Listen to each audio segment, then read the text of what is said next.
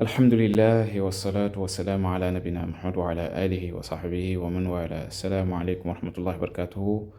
Chers auditeurs, nous allons finir, Inch'Allah, cette série de vidéos portant sur la règle l'âme de la majesté, qui est une règle de tajwid très importante dans la lecture du Coran et qui se rapporte à différentes lectures du nom d'Allah, le nom de la majesté. Et nous finirons cette partie par un résumé, donc un exercice qui résume cette partie du cours. Donc, exercice, nous demandons à répondre à ces questions, cette série de questions. Première question, quand on parle de la règle l'âme de la majesté, on fait allusion à quelle lame? Deuxième question, on demande de définir le tafkhim et de donner sa cause. Troisième question, donner des exemples dans le Coran, dans le Saint-Coran.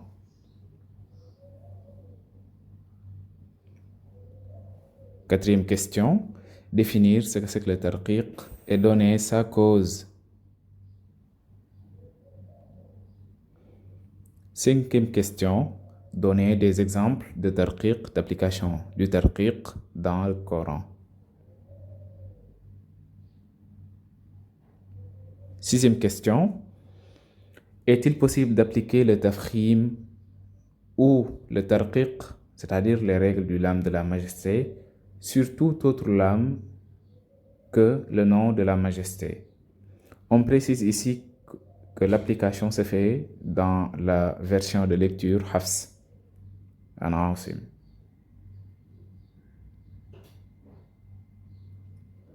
Septième question, on demande de lire les 3 versets suivants. Deuxième verset et troisième verset. Et on finit par cette question qui est la 8e. Pourquoi on applique le tarqiq dans lillahi? Donc ici, on a appliqué le tarqiq. Pourquoi?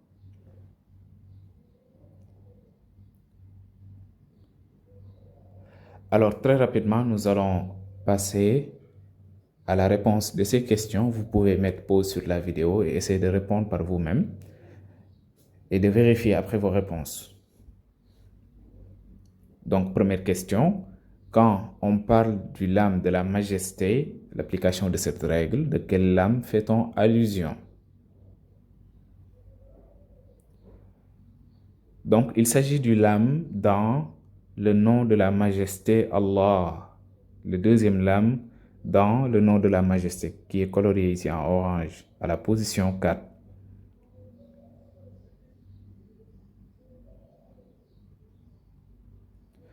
Deuxième question, définir le tafkhim et donner sa cause. Réponse, on appelle tafkhim l'emphase ou la lourdeur ou la grandeur qui s'applique sur le nom de la majesté en prononçant Allah, Allah. Donc le deuxième lame de la majesté, le lame qu'on avait colorié en orange, se lit lo.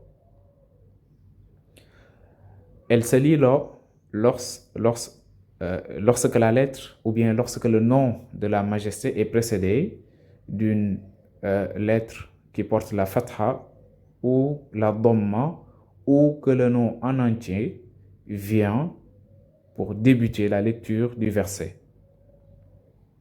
Exemple, fa inna Allah. Donc ici, la voyelle de la lettre qui précède le nom de la majesté est une fatha.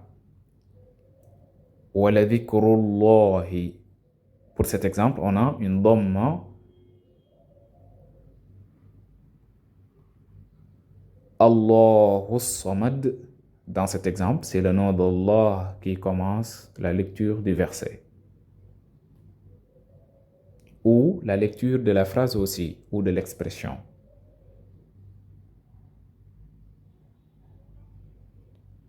Quatrième question, définir le tarqiq et donner sa cause.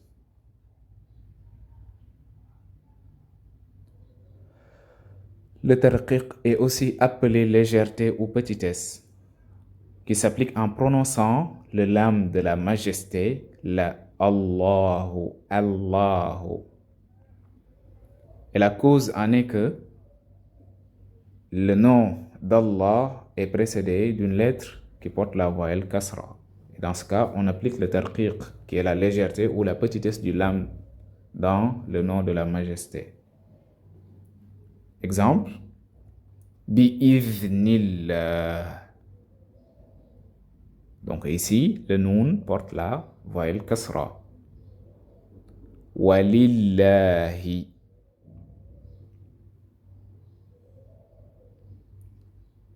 Sixième question, est-il possible d'appliquer le tafkhim ou le tarqiq, c'est-à-dire les règles du lam de la majesté, sur toute autre lam dans la version de lecture Hafs? La réponse est non. Donc ici, dans al-ladhina, on ne peut pas dire al-lozina. Al-laylu, on ne peut pas dire al-loylu. Al-lati, on ne peut pas dire al-loti. Pourquoi? Parce que ce ne sont pas des noms de la majesté. Par contre, si on prend l'exemple de Allahumma, Allahumma qui est un nom dérivé du nom Allah, là aussi, on applique ces deux règles. Lire les trois versets suivants. Ma sha'a Allahu la quwwata illa billah. On commence par appliquer le tafkhim et ensuite le tarqiq.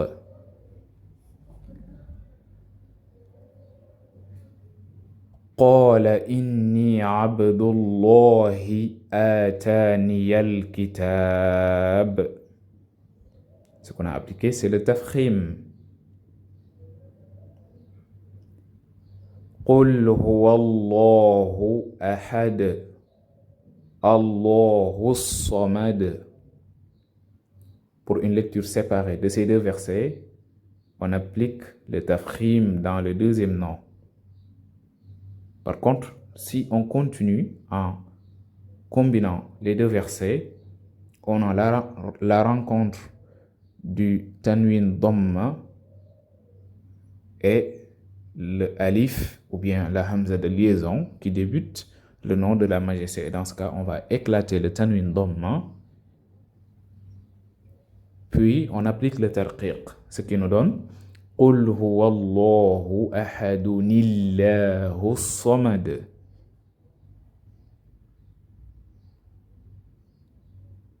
Et pour finir,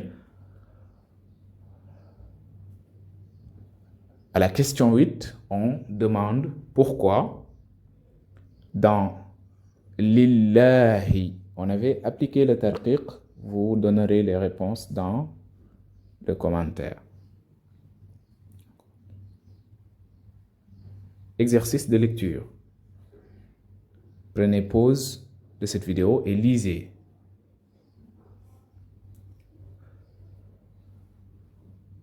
أعوذ بالله من الشيطان الرجيم. والذين كفروا وكذبوا بآياتنا أولئك أصحاب النار خالدين فيها وبئس المصير. ما أصاب من مصيبة إلا بإذن الله ومن يؤمن بالله يهد قلبه والله بكل شيء عليم.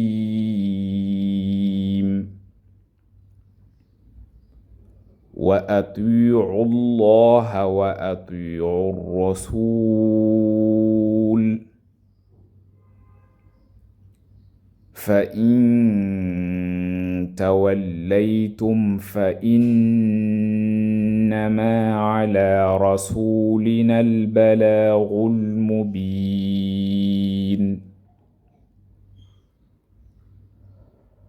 الله لا إله إلا هو وعلى الله فليتوكل المؤمنون.